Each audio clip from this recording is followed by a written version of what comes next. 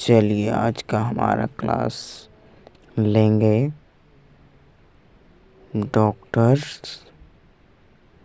विभास कुमार, जो ये सब उनके पास हर वक्त क्वेश्चन। पहला क्वेश्चन आपका है कि शरीर के किस अंग में प्रोटीन का पाचन शुरू होता है। प्रोटीन का पाचन कहां से शुरू होता है, देखिए ऑप्शन में से मुख से गुदा तक कंप्लीट अपना डाइजेस्टिव सिस्टम होता है जिसकी टोटल लंबाई होती है 32 फीट।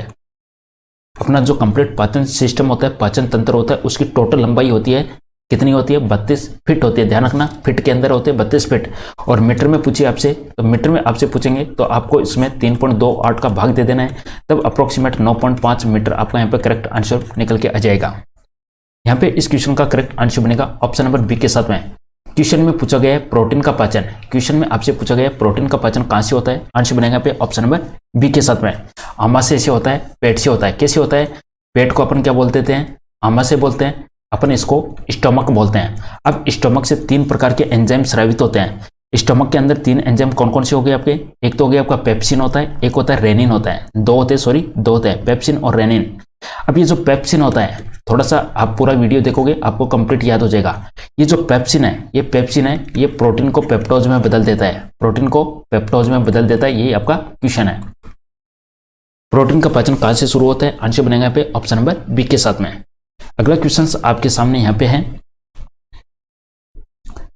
मानव पाचन तंत्र की प्रक्रिया में शामिल चरणों का सही अनुक्रम में व्यवस्थित करो। अपने को कंप्लीट सीक्वेंस बतानी है, कहां से कहां तक इसकी कंप्लीट सीक्वेंस है।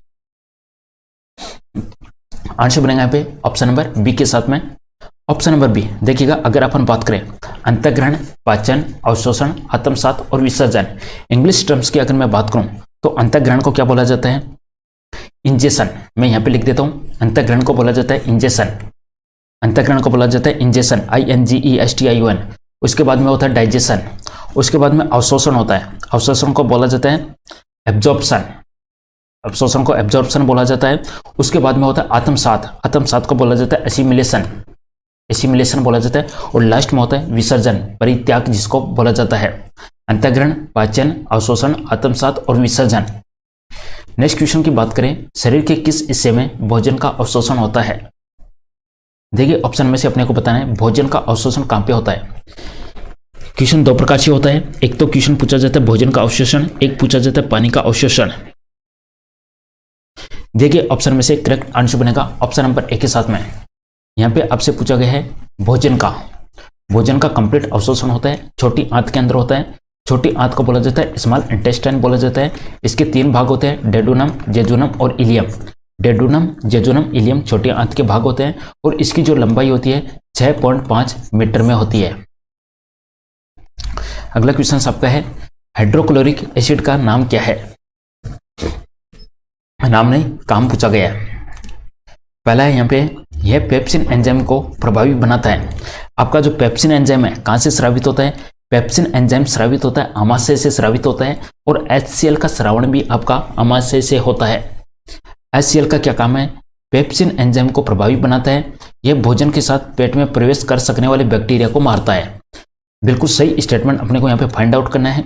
आंसर बनेगा ऑप्शन नंबर सी। दोनों स्टेटमेंट यहाँ पे बिल्कुल सही है, दोनों स्टेटमेंट सही है। HCl का स्रावण होता है आमाशय से होता है, पेप्सिन एंजाइम का स्रावण होता है आमाशय से होता है। क्लियर है।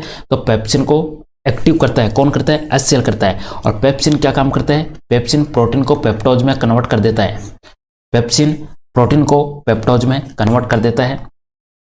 अगला क्वेश्चन आपका यहाँ पे है, मानव पाचन तंत्र से जुड़ी ग्रंथियों के नाम बताइएगा। कौन कौन सी ग्रंथियां मानव पाचन सिस्टम से या डाइजेस्टिव सिस्टम से जुड़ी हुई है। डाइजेस्टिव सिस्टम से जुड़ी हुई ग्रंथियों के नाम बताने अपने को। ग्रंथियां देखिएगा, यहाँ पे लिख रखा है पेनक्रियाज लिख रखा है, यहाँ पे लीवर लिख रखा है, यहाँ पे सिलेवरी ग्लैंड लिख रखा है। लार ग्रंथियों को क्या बोला जाता है, सिलेवरी ग्लैंड। क्या आंसर बनेगा यहाँ पे, सही जवाब बनेगा यहाँ पे ऑप्शन नंबर डी के साथ में सभी के सभी। मानव पाचन तंत्र से जुड़ी हुई ग्रंथियों के नाम, तो लार ग्रंथि, लीवर और अग्नाशय। ह्यूमन बॉडी के अंदर सबसे बड़ी ग्लैंड कौन है, लार्जेस्ट ग्लैंड की बात करें आंसर बनेगा लीवर। और मिश्रित ग्रंथि अग्नाशय होती है सबसे बड़ी मिश्रित ग्रंथि। मिश्रित का मतलब है जो अंतःस्रावी भी कार्य करती है और बाह्यस्रावी भी कार्य करती है, उसको बोलते हैं मिश्रित ग्रंथि। क्लियर है। लार ग्रंथियां मनुष्य के अंदर 3 जोड़ी लार ग्रंथियां पाई जाती है। 3 जोड़ी का मतलब टोटल 6 लार ग्रंथियां पाई जाती है। लीवर द्वारा निकलने वाले बाइल जूस का काम क्या है? बाइल जूस ये इसको हिंदी में बोला जाता है पीत रस। और पीत रस का श्रावण कहाँ से होता है?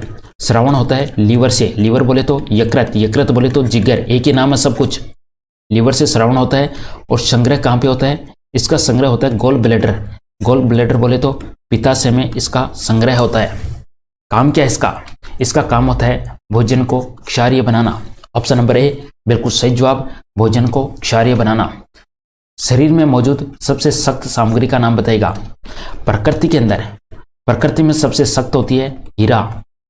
प्रकृति में सबसे कठोर पदार्थ होता है हीरा। क्वेश्चन में पूछा गया है शरीर में मौजूद सबसे कठोर सामग्री, आंसर बनेगा यहाँ पे इनेमल।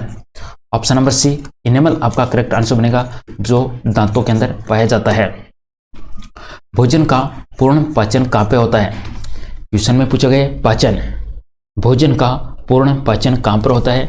सही जवाब बनेगा आपका छोटी आंत, स्मॉल इंटेस्टाइन में होता है। और पानी का कंप्लीट अवशोषण होता है बड़ी आंत में, और भोजन का कंप्लीट अवशोषण होता है छोटी आंत में। अगला क्वेश्चन, भोजन प्रणाली के सबसे बड़े हिस्से का नाम बताइएगा। भोजन प्रणाली के टोटल 5 भाग है, आप सभी को पता होना चाहिए।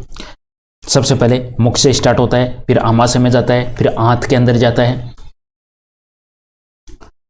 सबसे बड़े हिस्से का नाम क्या बनेगा? आंसर बनेगा ऑप्शन नंबर बी के साथ में छोटी आंत, स्मॉल इंटेस्टाइन, जिसकी लंबाई होती है 6.5 मीटर होती है। इसके भाग होते हैं डेडोनम, जेजुनम और इलियम। डेडोनम, जेजुनम और इलियम छोटी आंत के भाग है।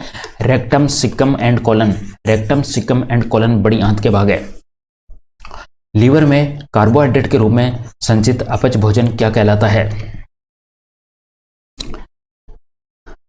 ह्यूमन बॉडी की सबसे बड़ी ग्रंथि कहलाती है लीवर, और इसका वेट होता है 1.5 से 2 kg।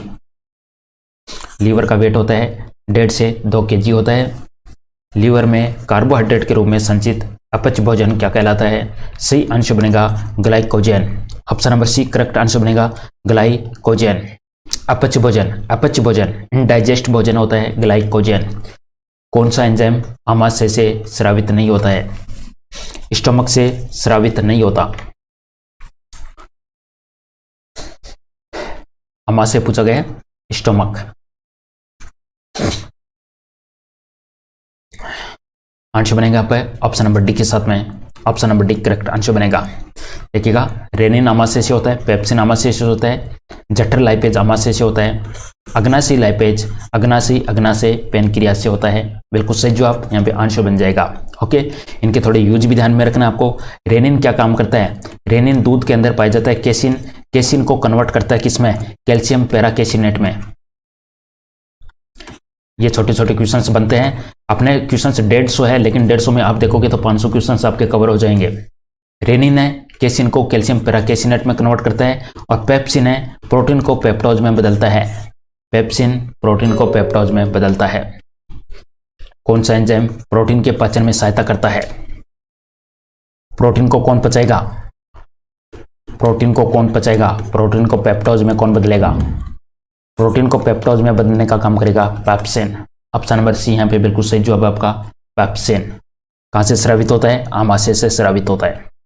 दूध में पाए जाने वाला प्रोटीन, समझिएगा क्वेश्चन में क्या पूछा जा रहा है? प्रोटीन पूछा जा रहा है, नॉट एंजाइम। छोटे छोटे क्वेश्चंस गलत करवा देते हैं। एंजाइम पूछ रहे हैं, प्रोटीन पूछ रहे हैं, विटामिन पूछ रहे हैं, तत्व पूछ रहे हैं, हार्मोन पूछ रहे हैं। तो ये छोटे छोटे चीजें आपको ध्यान में रखनी है, अच्छे से एग्जाम में क्वेश्चन पढ़ना है। दूध में मुख्यतः पाया जाने वाला प्रोटीन कौन सा है? दूध में प्रोटीन जो पाया जाता है उस प्रोटीन का नाम है केसिन।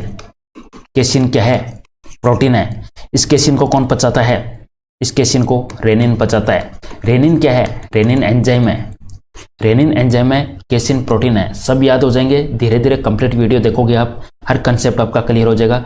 थ्योरी पोर्शन जरूर पढ़िएगा। आपके पास में जो भी एग्जाम है, एक बार थ्योरेटिकल पोर्शन पढ़ोगे, उसके बाद में क्विज लगाओगे तो आपके क्वेश्चन से बहुत अच्छे से समझ में आने वाले हैं। अगर थ्योरेटिकल पोर्शन आपने नहीं पढ़ा है तो ये मानिएगा आपके सब मिक्स होने वाला है। फिर भी कोशिश यही है हर क्वेश्चन के पीछे का कंसेप्ट समझाने की। केसिन प्रोटीन है, और केसिन को बदला जाता है कैल्शियम पैराकेसिनेट में, और बदलने का काम किया जाता है रेनिन से। रेनिन होता है एंजाइम। HCl का स्रावण आहार नाल के किस भाग से होता है?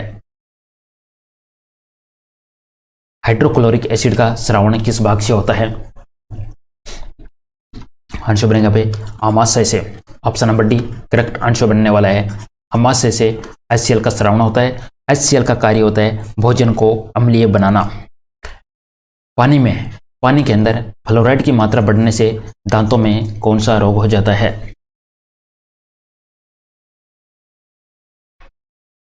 सही जवाब बनेगा यहाँ पे ऑप्शन नंबर बी के साथ में फ्लोरोसिस। पानी में फ्लोराइड की मात्रा बढ़ने से जो रोग होता है उस रोग का नाम है फ्लोरोसिस। मानव शरीर में सबसे कठोर पदार्थ कौन सा है जो दांतों के अंदर पाया जाता है? आंसर बनेगा यहाँ पे ऑप्शन नंबर बी के साथ में इनेमल। अब इस क्वेश्चन में देखिएगा सबसे कठोर पदार्थ पूछा गया आपसे, और यही क्वेश्चन एक और आने वाला आगे, उसका आंसर देखना फिर क्या होगा। सबसे कठोर पदार्थ होता है इनेमल। और यहाँ पे देखिएगा दांत का सर्वाधिक भाग, तो ये दोनों क्वेश्चन से मिलते जुलते क्वेश्चन है, एग्जाम में गलत हो सकते हैं। सबसे कठोर पदार्थ इनेमल होता है और सर्वाधिक भाग दांत का जो ज्यादातर पोर्शन किससे बना होता है? दांत का ज्यादातर पोर्शन डेंटाइन से बना होता है। आंसर बनेगा पे ऑप्शन नंबर बी के साथ में दांत का ज्यादातर हिस्सा किससे मिलकर बनना होता है? डेंटाइन से होता है। और जो कवच होता है इनेमल से मिलकर बना होता है। इनेमल किससे बना होता है? इनेमल का फॉर्मूला क्या बनेगा? इनेमल का फॉर्मूला क्या बनने वाला है?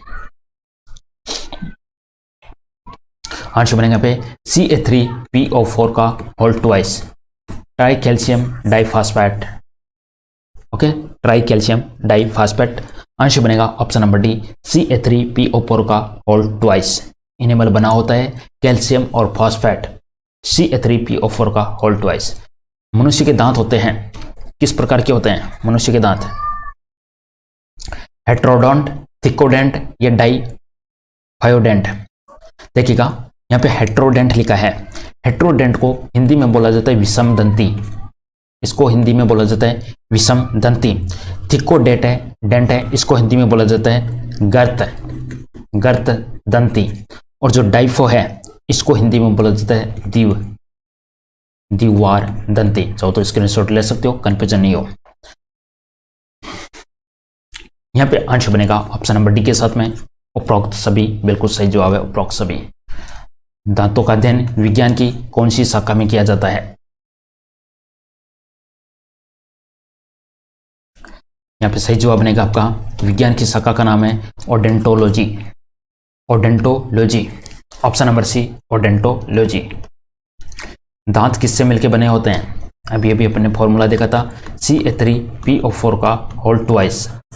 तो दांत किससे मिलकर बने होते हैं? आंसर बनेगा पे ऑप्शन नंबर ए के साथ में कैल्शियम और फास्फोरस। कैल्शियम और फास्फोरस। दांतों का निर्माण कौन सी प्रोटीन से होता है? प्रोटीन का नाम पूछा गया यहाँ पे। दांतों का निर्माण कौन सी प्रोटीन से होता है? आंसर बनेगा पे ओसिन। ऑप्शन नंबर बी ओसिन। दांतों का निर्माण जिस प्रोटीन से होता है उस प्रोटीन का नाम है ओसिन प्रोटीन। हाथी में कौन सा दांत गज दंत या टस्क दांत के रूप में बाहर निकला रहता है? हाथी में, एलिफेंट में कौन सा दांत बाहर निकला रहता है? ऊपरी जबड़े का इंसाइजर। ऊपरी जबड़े का इंसाइजर। मनुष्य में कितने इंसाइजर दांत पाए जाते हैं? इंसाइजर को हिंदी में बोला जाता है कृंतक। मनुष्य के अंदर 4 कृंतक दांत पाए जाते हैं। 2 तो निचले जबड़े में होते हैं और 2 मनुष्य में उपले जबड़े में होते हैं। टोटल 4 कृंतक पाए जाते हैं। एक तीखा सा दांत होता है अपने साइड में, उसको बोलते हैं इंसाइजर, कृंतक। आंसर बन जाएगा यहाँ पे ऑप्शन नंबर सी के साथ में ऊपरी जबड़े का इंसाइजर दांत। और कैनाइन को हिंदी में क्या बोला जाता है? रदनक। कैनाइन को हिंदी में बोला जाता है रदनक। मनुष्य में 2 रदनक दांत होते हैं। सॉरी, कृंतक मनुष्य के अंदर बात करें, देखिएगा मनुष्य के अंदर 2 और 2 और ऊपर 2 और 2 इस तरीके से होते हैं इंसाइजर। और कैनाइन होता है एक होता है, एक नीचे इधर, एक इधर, एक इधर, एक इधर। तो कैनाइन 4 हो गए और इंसाइजर कितने हो जाएंगे? 2 और 2 4 4 8। मनुष्य की बात हो रही है, मनुष्य के दांतों की बात हो रही है। तो अपन कंप्लीट देखने वाले हैं। मनुष्य के दांतों के बारे में भी आगे क्वेश्चन आ जाएंगे। मनुष्य की मुख गुहा में कितनी जोड़ी लार ग्रंथियां पाई जाती है? लार ग्रंथियां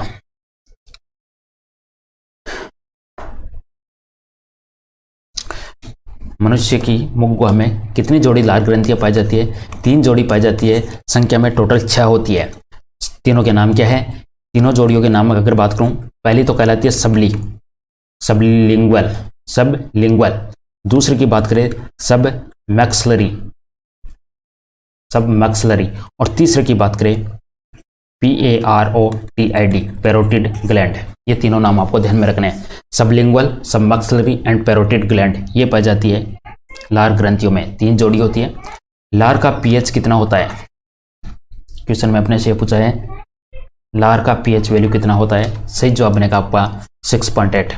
लार का pH वैल्यू होता है 6.8। लार में कौन कौन से एंजाइम पाए जाते हैं? लार में एक तो टाइलिन एंजाइम पाया जाता है, एक लाइसोजाइम। टाइलिन और लाइसोजाइम 2 प्रकार के एंजाइम लार में पाए जाते हैं। pH value 6.8। लार में कौन सा एंजाइम पाया जाता है? कौन सा एंजाइम लार में पाया जाता है? आंसर बनेगा यहाँ पे ऑप्शन नंबर सी के साथ में। ऑप्शन नंबर सी बिल्कुल सही जवाब आपका। दोनों के दोनों पाए जाते हैं। टाइलिन क्या काम करता है? टाइलिन है स्टार्च को अपन बोलते हैं मंड। स्टार्च को किस में कन्वर्ट करता है? माल्टोज में कन्वर्ट करता है। छोटे छोटे क्वेश्चन है, एग्जाम में क्वेश्चन पूछे जाते हैं। और आपका जो लाइसोजाइम है, लाइसोजाइम किसको किस में कन्वर्ट करेगा? लाइसोजाइम एक होता है लाइसोजाइम, आई थिंक माल्टोज, एक होता है माल्टोज, ये वही है। ये माल्टोज को ग्लूकोज में कन्वर्ट करेगा, माल्टोज को ग्लूकोज में। स्टार्च को माल्टोज और माल्टोज को ग्लूकोज में, ये 2 एंजाइम लार में पाए जाते हैं। स्टार्च को माल्टोज में परिवर्तित करने का कार्य कौन करता है? स्टार्च को माल्टोज में कन्वर्ट करने का कार्य कौन करता है? भी अपन ने देखा है टाइलिन नामक enzyme. Option number B ptyalin enzyme. कड़वे की जानकारी जीभ के किस भाग से मिलती है? जीभ के किस भाग से कड़वे की जानकारी मिलती है? सही जवाब बनेगा यहाँ पे ऑप्शन नंबर बी पक्ष भाग से। जीभ के अंदर 5 हिस्से होते हैं, अग्रभाग होते हैं, साइड भाग होते हैं और ये होता है 5 भाग होते हैं। तो किस भाग से अपने को जीभ के, तो आंसर बनेगा पश्च भाग से। ऑप्शन नंबर बी कड़वे की जानकारी पश्च भाग से। आहार नाल के किस भाग में भोजन का किसी भी प्रकार पाचन नहीं होता? भोजन का किसी भी प्रकार पाचन नहीं होता। सही जवाब बनेगा यहाँ पे ऑप्शन नंबर सी दोनों में। ग्रसनी और ग्रासनाल दोनों में पाचन नहीं होता। पाचन मुख से स्टार्ट होता है, उसके बाद में आमाशय में जाता है सीधा, उसके बाद में आंत में जाता है। तो ग्रसनी और ग्रसिका दोनों में भोजन का पाचन नहीं होता। आंसर बनेगा ऑप्शन नंबर सी। पाचन तंत्र और श्वसन तंत्र इन दोनों का कॉमन भाग क्या कहलाता है? Digestive system and respiratory system दोनों का कॉमन भाग क्या कहलाता है? आंसर बनेगा ग्रसनी। ऑप्शन नंबर डी ग्रसनी आपका यहाँ पे करेक्ट आंसर बनेगा।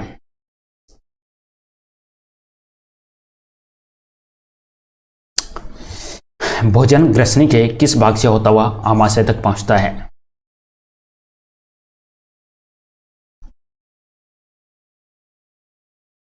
सही जवाब बनेगा यहाँ पे गलट।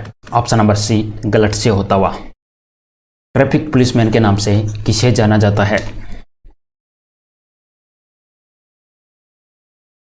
सही जवाब बनेगा यहाँ पे एपिग्लोटस को। ट्रैफिक पुलिसमैन के नाम से किसे जाना जाता है? एपिग्लोटस को। Option number C epiglottis. Gastric juice जिसको हिंदी में जठरस बोला जाता है, इसका श्रावण कहाँ से होता है? जठरस या गैस्ट्रिक जूस इसका श्रावण कहाँ से होता है?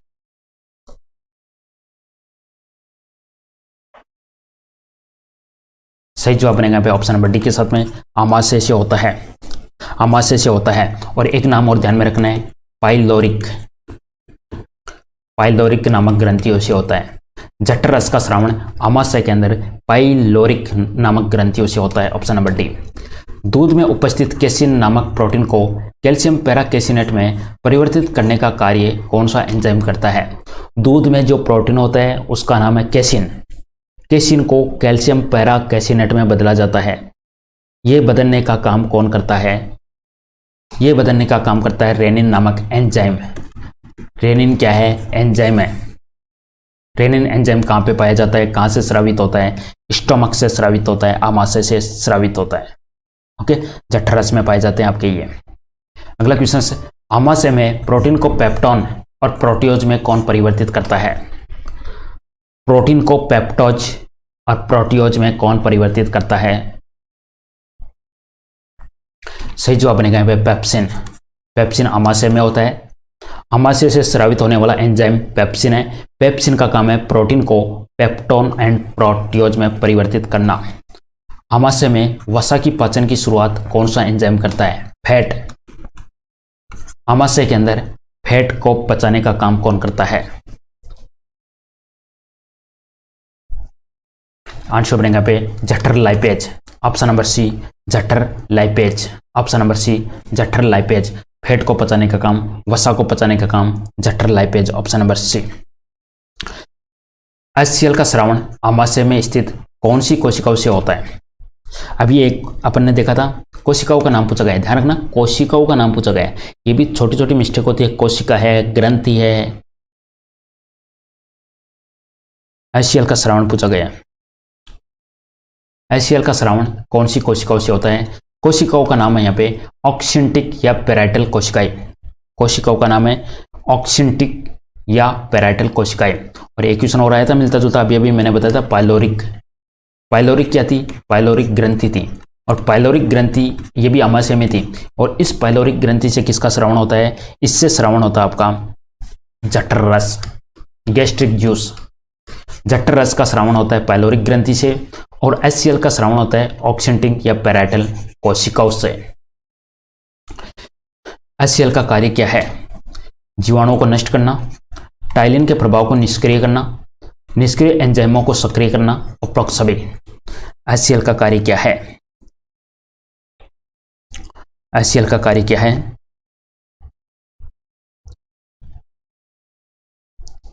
यहां पे आंसर बनेगा ऑप्शन नंबर डी के साथ में उपरोक्त सभी। सभी के सभी आपका यहाँ पे करेक्ट आंसर बनेगा। जीवाणुओं को नष्ट करना बिल्कुल सही है। जितने भी निष्क्रिय एंजाइम है उनको सक्रिय बनाना। ये देखिएगा टाइलिन के प्रभाव को निष्क्रिय करना। इसका मतलब क्या है? टाइलिन कहां से स्रावित होता है? सबसे पहले देखिएगा टाइलिन का स्रावण होता है मुख के अंदर लार ग्रंथि से होता है। मुख के अंदर लार ग्रंथि से होता है। और अब जो लार ने जो काम किया उसको डीएक्टिवेट कर देता है। अमाशय में जाते ही वो काम डीएक्टिवेट हो जाता है। टाइलिन का काम कहां पे स्टार्ट होता है? मुख के अंदर लार ग्रंथि में स्टार्ट होता है। मुख के अंदर लार ग्रंथि में स्टार्ट होता है टाइलिन का काम। टाइलिन है स्टार्च को माल्टोज में बदलती है। टाइलिन मुख के अंदर स्टार्च को माल्टोज में बदलती है। अमाशय से HCl का स्रावण होता है और इस इफेक्ट को निष्क्रिय डीएक्टिव कर दिया जाता है HCl के द्वारा। क्लियर है? तो उपरोक्त सभी यहाँ पे आंसर बन जाएगा। अमाशय में पाचन के बाद भोजन को किस नाम से जाना जाता है?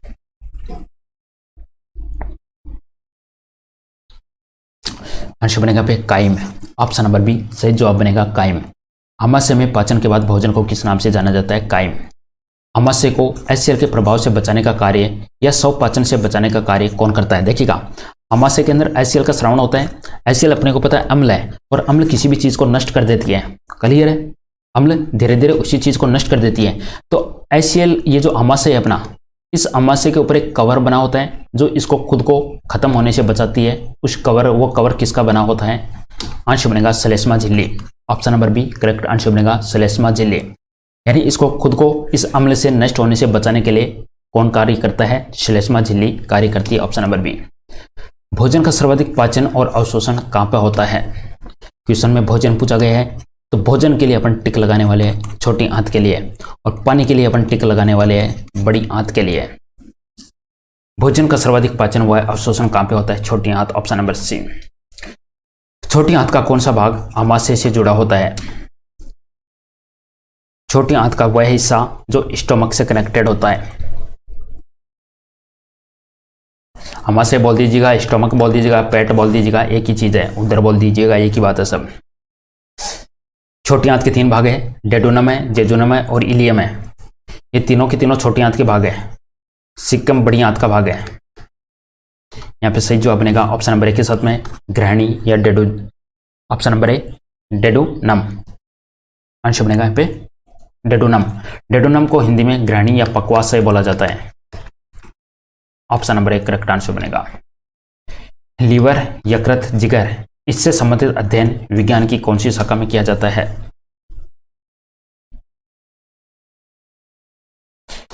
आंसर बनेगा पे हिपेटोलॉजी। हिपेटोलॉजी। ऑन्कोलॉजी में कैंसर का अध्ययन किया जाता है। हिपेटोलॉजी इसमें लीवर, यकृत, जिगर का अध्ययन किया जाता है हेपेटोलॉजी में।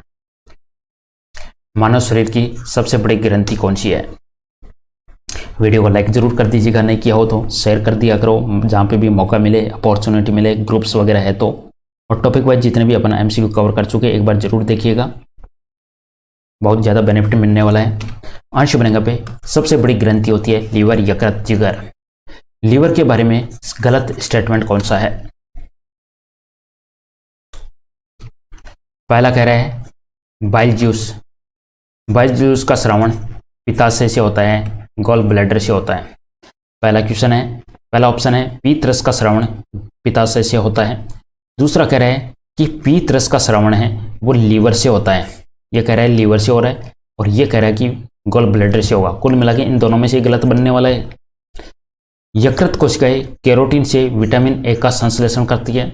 अमोनिया से ऑर्निथिन चक्कर के द्वारा यूरिया का निर्माण होता है लीवर में। सब स्टेटमेंट सही है, पहला यहाँ पे गलत है। असत्य स्टेटमेंट पहला यहाँ पे गलत है। पीत रस का श्रवण लीवर से होता है, पित्ताशय में स्टोर होता है। लीवर से पीत रस का श्रवण होता है। लीवर कोशिकाएं कैरोटीन से विटामिन ए का संश्लेषण करती है, लीवर में विटामिन ए का संश्लेषण होता है। और अमोनिया से यूरिया में निर्माण लीवर में होता है। किस साइकिल से होता है? ऑर्निथिन साइकिल के द्वारा होता है। तो ये छोटे छोटे क्वेश्चंस अलग बन जाते हैं। Ornithine cycle. खुपुर कोशिकाएं पाई जाती है। खुपुर कोशिकाएं किस में पाई जाती हैं? खुपुर कोशिकाएं पाई जाती है लीवर के अंदर। ऑप्शन नंबर बी, लीवर के अंदर खुपुर कोशिकाएं पाई जाती है। किसे पूर्ण पाचक रस की संज्ञा दी गई है? पूर्ण पाचक रस की संज्ञा किसे दी गई है? पूर्ण पाचक रस की संज्ञा इसलिए दी गई है उसको क्योंकि इसके अंदर कंप्लीट काम होता है, सब प्रकार के जूस इसके अंदर पाए जाते हैं। पूर्ण पाचक रस की संज्ञा किस जूस को दी गई है? आंसर बनेगा ऑप्शन नंबर बी के साथ में अग्नाशयी रस को दी गई है। क्यों दी गई है? क्योंकि इसके अंदर सभी मुख्य पदार्थ होते हैं, पचाने का काम होता है। चाहे कार्बोहाइड्रेट को पचाना हो, चाहे वसा को पचाना हो, चाहे प्रोटीन को पचाना हो, इन सबको पचाने के एंजाइम इसमें उपस्थित होते हैं। मुख्य भोज्य पदार्थ होते हैं आपके कार्बोहाइड्रेट, वसा, प्रोटीन, इन सबको पचाने का एंजाइम्स है अग्नाशयी रस में उपस्थित होता है, इसलिए इसको पूर्ण पाचक रस की संज्ञा दी गई है। पीत रस का संग्रहण या संचित कहां पर होता है? पीत रस का संग्रहण या संचित स्टोर होता है पित्ताशय में, गॉल ब्लैडर में। पीत रस स्टोर होता है gall bladder, option C. Bilirubin या बिलिवर्डिन वर्णक पाए जाते हैं।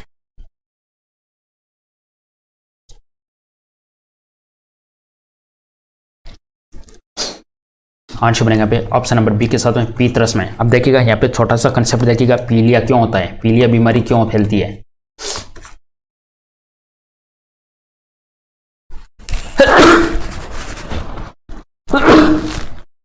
देखिएगा ये दोनों के दोनों पिगमेंट कहाँ पे होते हैं?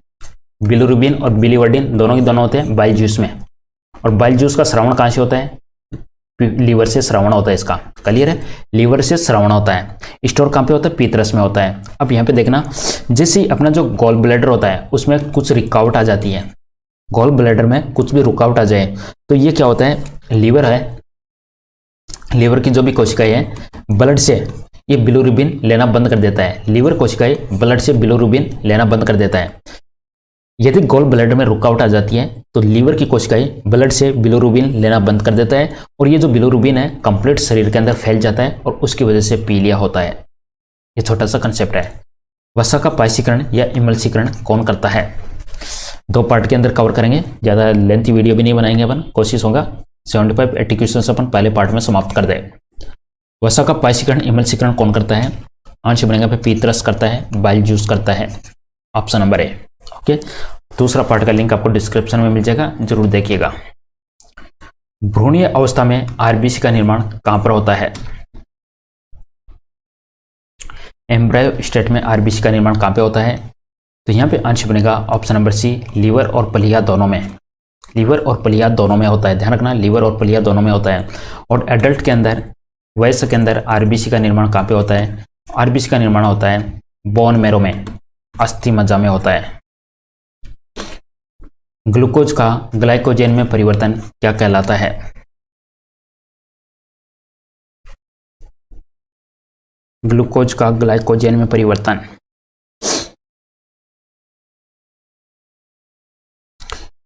आंसर बनेगा ऑप्शन नंबर 1 के साथ में ग्लाइकोजेनेसिस। ग्लाइकोजेनेसिस, ग्लूकोज का ग्लाइकोजन में परिवर्तन ग्लाइकोजेनेसिस कहलाता है। और ग्लूकोज को ग्लाइकोजन में बनने की जो भी क्रिया है उस क्रिया को कंट्रोल करने का काम होता है इंसुलिन का। ग्लूकोज का ग्लाइकोजन में बदलने के लिए कंट्रोल करने का काम होता है इंसुलिन का काम होता है। क्लियर है? अगला क्वेश्चन, और यहाँ पे थोड़ा सा एक कंसेप्ट और देख सकते हो। वापिस से इसमें रूपांतरण कौन करता है? वापिस से ग्लाइकोजन का ग्लूकोज में रूपांतरण ये किया जाता है ग्लूकोजन के द्वारा। ग्लूकोजन स्रावित होता है अल्फा कोशिकाओं से। लैंगरहैंस द्वीप की अग्नाशय के अंदर लैंगरहैंस द्वीप की अल्फा कोशिकाओं से ग्लाइकोजन स्रावित होता है। जीव जंतुओं का संचित भोजन किसे कहा जाता है? जीव जंतुओं का संचित भोजन, ऑप्शन नंबर सी ग्लाइकोजन। जीव जंतुओं का संचित भोजन किसे कहा जाता है? आंसर बनेगा ग्लाइकोजन, ऑप्शन नंबर सी। जीव जंतुओं का पूछा गया है। यकृत की कोशिकाएं जो भक्ष काणु की तरह कार्य करती है वे है। लीवर में कौन सी कोशिकाएं हैं जो भक्ष काणु की तरह कार्य करती है? यहाँ पे सही जवाब बनेगा कुपुर कोशिकाएं, ऑप्शन नंबर बी कुपुर कोशिकाएं। लिवर कुहन की दरारें पाई जाती है किसमें? लिवर कुहन की दरारें किसमें पाई जाती है? आंसर बनेगा ऑप्शन नंबर डी ग्रहणी व इलियम में। ग्रहणी को डेडोनम बोलते हैं, इलियम ये दोनों के दोनों किसके पार्ट है? छोटे आंत के भाग है। लिवर कुहन की दरारें पाई जाती है, लिवर कुहन की दरारें पाई जाती है ग्रहणी और इलियम में। सबसे बड़ी लार ग्रंथि कौन सी है? 3 है, ध्यान रखना। मनुष्य के मुख में 3 जोड़ी लार ग्रंथियां पाई जाती है। तीनों जोड़ियों के नाम लिखे हुए हैं यहाँ पे, सबलिंगुअल, सबमैक्सिलरी एंड पेरोटिड। तीनों लार ग्रंथियों के नाम है सबलिंगुअल, सबमैक्सिलरी एंड पेरोटिड। सबसे बड़ी लार ग्रंथि कौन सी है? सबसे बड़ी लार ग्रंथि है पेरोटिड। सबसे बड़ी लार ग्रंथि का नाम है parotid, option number 1 correct answer बनेगा पेरोटिड। ये दोनों कानों के नीचे पाई जाती है, अपने जो दोनों कान हैं उनके नीचे पाई जाती है मुख में। लैंगरहैंस द्वीप कोशिकाएं कहाँ पे स्थित है? लैंगरहैंस द्वीप कोशिकाएं, लैंगरहैंस द्वीप कोशिकाएं अपनी अग्नाशय ग्रंथि में है, पेनक्रियाज में है। पेनक्रियाज मिश्रित ग्रंथि है, मिश्रित बोले तो अंतःस्रावी और बाह्यस्रावी कार्य करती है। लैंगरहैंस द्वीप कोशिकाएं स्थित होती है अग्नाशय ग्रंथि में। यहीं पे होता है आपकी अल्फा बीटा गामा कोशिकाएं। इंसुलिन हार्मोन का स्रावण होता है। इंसुलिन हार्मोन का स्रावण होता है अग्नाशय ग्रंथि के अंदर लैंगरहैंस द्वीप होता है उसकी बीटा कोशिकाओं से होता है। बीटा कोशिकाओं से होता है इंसुलिन हार्मोन। इंसुलिन की कमी से रोग होता है मधुमेह, डायबिटीज रोग। इंसुलिन हार्मोन की खोज किसने की थी? खोजकर्ता कौन है? खोजकर्ता कौन है? बेटिंग व Best, option number C Banting व बेस्ट। हाड़ नाल का सबसे लंबा भाग कौन सा होता है? मुख से लेके गुदा तक कंप्लीट लंबाई होती है इसकी 32 फीट होती है। 9.5 मीटर होती है, 9 मीटर 9.5 मीटर समथिंग होती है। आंसर बनेगा यहाँ पे छोटी आंत। सबसे लंबा भाग होता है छोटी आंत 6.5 मीटर। इंसुलिन हार्मोन की कमी से होने वाला रोग कौन सा है? यहाँ पे देखिएगा कमी लिखा है। इंसुलिन हार्मोन की कमी से होने वाला रोग कौन सा है? बताइएगा, देखिए किस पर टिक लगाओगे। इंसुलिन की कमी, इंसुलिन की कमी से जो रोग होता है उसे कहते हैं मधुमेह रोग कहते हैं। ओके, और अधिकता से कौन सा रोग होता है? इंसुलिन की अधिकता से कौन सा रोग होता है? एग्जाम में क्वेश्चन पूछा जा सकता है। एक तो याद है आपको, इंसुलिन की यदि अधिकता हो गई तब कौन सा रोग होगा? इंसुलिन की अधिकता से होता है हाइपोग्लाइसीमिया। इंसुलिन की अधिकता से जो रोग होता है वो कहलाता है हाइपोग्लाइसीमिया। हाइपरटेंशन, ये ब्लड प्रेशर ज़्यादा हो जाता है, और हाइपोटेंशन ये ब्लड प्रेशर कम हो जाता है, तब होता है। बीपी लेवल आपको पता होगा 120/80 mm/Hg में दिया जाता है। ओके, इंसुलिन की कमी से रोग होता है डायबिटीज, और इंसुलिन की अधिकता से रोग होता है हाइपोग्लाइसीमिया। अग्नाशय ग्रंथि से कौन सा एंजाइम स्रावित होता है? Lipase, trypsin, chymotrypsin, amylase, carboxypeptidase, प्रोक्सबिन। स्क्रीनशॉट ले सकते हो, इंपॉर्टेंट है। अग्नाशय ग्रंथि से एंजाइम स्रावित होते हैं। आंसर बनेगा उपरोक्त सभी। उपरोक्त सभी। वसा का अवशोषण कौन सी कोशिकाओं से होता है? फैट का अवशोषण, वसा का अवशोषण। आंसर बनेगा पे ऑप्शन नंबर बी, लैक्टियल कोशिकाएं या लसिका से। लैक्टियल कोशिका या ये लसिका से। एंजाइम का नाम पूछे तो लाइपेज एंजाइम है। लाइपेज एंजाइम है, ध्यान रखना। लाइपेज एंजाइम वसा को किस में बदलता है? लाइपेज एंजाइम वसा को बदलता है वसा अम्ल में। वसा अम्ल और ग्लिसरॉल। ये लाइपेज कहां से स्रावित होता है? ये अपने आंत रस में पाया जाता है, अग्नाशय रस में भी पाया जाता है। बड़ी आंत का मुख्य कार्य क्या है? लार्ज इंटेस्टाइन का मुख्य कार्य क्या है? आंसर बनेगा पे जल का अवशोषण करना, पानी का अवशोषण करना। मल में दुर्गंध निम्न में से किसकी उपस्थिति के कारण होती है? दुर्गंध किसकी उपस्थिति के कारण होती है? सही जवाब बनेगा यहाँ पे ऑप्शन नंबर ए, इंडोल व स्केटोल की वजह से। ऑप्शन नंबर ए, इंडोल व स्केटोल की वजह से। Vermiform appendix. वर्मीफॉर्म अपेंडिक्स या अवशेषी अंग होता है। अपेंडिक्स अवशेषी अंग है। बड़ी के किस भाग से जुड़ी होती है? यहाँ पे बड़ी आंत होगा। किस भाग से जुड़ी संरचना होती है? आंसर बनेगा ऑप्शन नंबर ए के साथ में caecum. Option number A, caecum correct answer बनेगा। मम्प्स बीमारी में किस ग्रंथि में सूजन, जलन और दर्द होता है? किस ग्रंथि में सूजन, जलन व दर्द होता है? मम्प्स बीमारी में। आंसर बनेगा यहाँ पे ऑप्शन नंबर ए, पैरोटिड ग्रंथि में। MMR का टीका लगाया जाता है मम्प्स, मिजल्स, रुबेला में। मम्प्स, मिजल्स और रुबेला में किसका टीका लगाया जाता है? MMR का टीका लगाया जाता है। मम्प्स बीमारी में किस ग्रंथि में सूजन, जलन और दर्द होता है? पैरोटिड ग्रंथि में। पैरोटिड ग्रंथि में। पैरोटिड ग्रंथि। Option number C correct answer A, parotid ग्रंथि। पैरोटिड ग्रंथि क्या है? यही एक प्रकार की लार ग्रंथि है आपकी। सबसे बड़ी आंतरिक अंग है। सबसे बड़ा इंटरनल ऑर्गन कौन सा है? एक्सटर्नल ऑर्गन तो आपका स्किन है। एक्सटर्नल ऑर्गन आपका स्किन है, त्वचा सबसे बड़ा अंग है। इंटरनल ऑर्गन कौन सा है? इंटरनल ऑर्गन सबसे बड़ा है liver. Option number A, liver. सर्वाधिक पुनरुद्ध भवन की क्षमता पाई जाती है। पुनरुद्ध भवन का मतलब होता है फिर से डेवलप होना। फिर से डेवलप होने की कैपेसिटी सबसे ज्यादा किस में पाई जाती है? फिर से विकास करने की कैपेसिटी किस में पाई जाती है? लीवर यकृत में। ऑप्शन नंबर ए, लीवर यकृत। अगला क्वेश्चन है, विषाक्त भोजन को अविषाक्त करने का कार्य करता है। विषाक्त भोजन को अविषाक्त, जो भी पॉइजनस है उसको, इसका पॉइजन हटाने का, अविषाक्त करने का काम कौन करता है? लीवर करता है। लीवर का बाइल जूस करता है। आंसर बनेगा ऑप्शन नंबर बी। निम्न में से कौन सा भाग बड़ी आंत का नहीं है? दो पार्ट बनेंगे, दोनों पार्ट जरूर देखिएगा, दूसरा पार्ट भी आ ही जाएगा। कल अपन दूसरा पार्ट कर लेंगे। काफी सारे MCQ है, कंप्लीट साइंस अपनी इस तरीके से कवर हो जाएगी। आंसर बनेगा option number D, caecum colon rectum. ये लार्ज इंटेस्टाइन के भाग है। इलियम आपकी स्मॉल इंटेस्टाइन, छोटी आंत का भाग है। पेट में भोजन पचाने के लिए निम्न में से किसकी खास आवश्यकता होती है? पेट बोले तो स्टमक, स्टमक, आमाशय, एक ही बात है। भोजन पचाने के लिए किसकी आवश्यकता होती है? भोजन पचाने के लिए एंजाइम की आवश्यकता होती है। Option number C, enzyme. और पेप्सिन और रेनिन, ये एंजाइम स्रावित होते हैं आमाशय से। पेप्सिन और रेनिन एंजाइम स्रावित होता है आमाशय से। पेप्सिन क्या है? प्रोटीन को पेप्टोज में बदलता है। प्रोटीन को पेप्टोज में बदलता है। पेप्सिन है क्या चीज? पेप्सिन आप एंजाइम है। ऑप्शन नंबर सी, एंजाइम है। कहां से स्रावित होता है? आमाशय से स्रावित होता है पेप्सिन। लार में कौन सा एंजाइम पाया जाता है? लार में दो एंजाइम पाए जाते हैं। एक एंजाइम माल्टेज है, एक एंजाइम ऑप्शन में से आएगा। सही जवाब बनेगा फिर टाइलिन। टाइलिन और माल्टेज, ये एंजाइम पाए जाते हैं लार ग्रंथि में।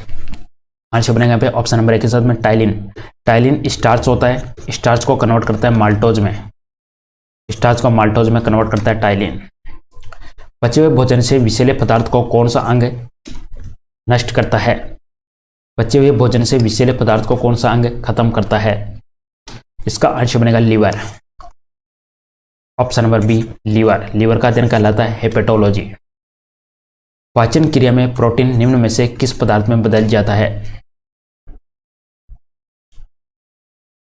पाचन क्रिया में प्रोटीन किस में बदलता है? एमिनो एसिड में। Option number B correct answer बनेगा एमिनो एसिड। पाचन तंत्र का हिस्सा नहीं है। आंत, यकृत, कार्निया, ये आपका आंख का हिस्सा है। हमेशा आंख में कार्निया को डोनेट किया जाता है। कार्निया पाचन तंत्र का हिस्सा नहीं है, आंख का हिस्सा ही है। लार किसके पाचन में सहायता करती है? लार में टाइलिन होता है और माल्टेज होता है, दोनों एंजाइम है। आंसर बनेगा पे स्टार्च। स्टार्च को बदला जाता है किसमें? माल्टोज में। स्टार्च को माल्टोज में बदला जाता है टाइलिन के द्वारा। निम्न में से कौन सा कार्बोहाइड्रेट के पाचन का प्रमुख एंड प्रोडक्ट है? दूसरा पार्ट जरूर देखिएगा, बैक टू बैक कल अपन करेंगे, डिस्क्रिप्शन में आपको लिंक मिल जाएगा। कार्बोहाइड्रेट के पाचन का एंड प्रोडक्ट है ग्लूकोज। Glucose formula C6H12O6